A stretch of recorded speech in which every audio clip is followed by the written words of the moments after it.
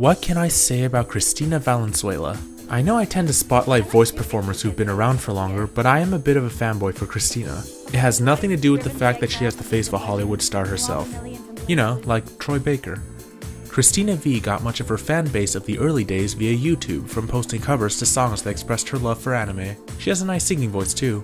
I personally recommend her cover of Snake Eater from Metal Gear Solid 3 and her cover of Tomare from Suzumaya.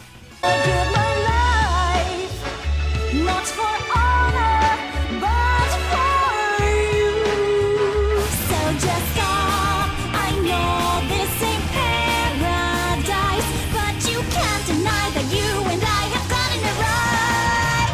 I'll show you. She has a definitive sound she uses most often, and the best way to describe it is so cute to the point you will melt. Oh, Ritsu, please do the vocals for me. If I did that, who would play the drums then? I'll play them, please. Then who's supposed to play the bass? I'll play the bass too, please. See what I mean? As a result of that, she tends to get cast as, in her own words, sweet girls. Many characters of hers are not ones you want to punch in the face over and over. Well, unless you consider her voice to be like this cookie that gives diabetes or something. On the flip side of that, sometimes she also gets cast as girls who have their minds broken by horrible events, like Homura from Madoka. However, being a person who's typecasted, she would not seem to have much range to an outsider. Of course, she has a rather old voice acting reel on her YouTube and a newer one on her site that shows otherwise.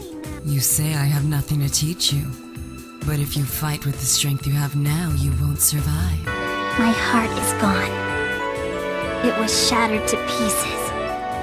I no longer have a heart. Who do you think did this to me? Anyone who watches my videos knows I'm a fan of the BlazBlue series. Cristina was cast in the role of Noelle Vermillion, the lovably adorable heroine of the series who has to deal with the Japanese version of the Joker, trying to make her insane. Stop! But Cristina also got to play around because she also plays the robotic yandere, New, Activate termination protocol. and the evil version of Noelle, Mew. Her roles in this series is considered by many her star-making performance, and I also find it's the one that has let her experiment the most with different characters to voice act. And I'm gonna get this out of the way right now. Noelle is my favorite role of hers. I know people like Mio Akiyama from K-On!, Nanoha from Nanoha, Riven from League of Legends, and Cerebella from Skullgirls, but to me, Noelle is where she seems to really show off, in a good way. Especially in Chrono Phantasma, which had much better voice direction than the first two games. But hey, if you have a favorite role of Cristina's, share it! Speaking of Skullgirls, despite being rather new, she also got to be voice director of that, which is quite impressive given her young age. Like, how?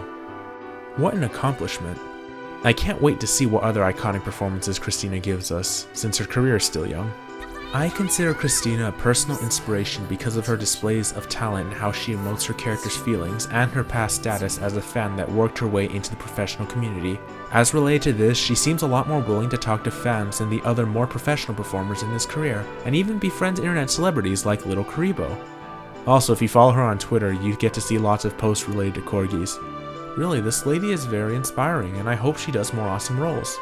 Also, Cristina's recently been involved with several others in the Geeks Giving Gifts fundraiser that's selling sexy calendars for charity. If hot female scientist models and or the charity aspect appeal to you, you should follow the link in the description.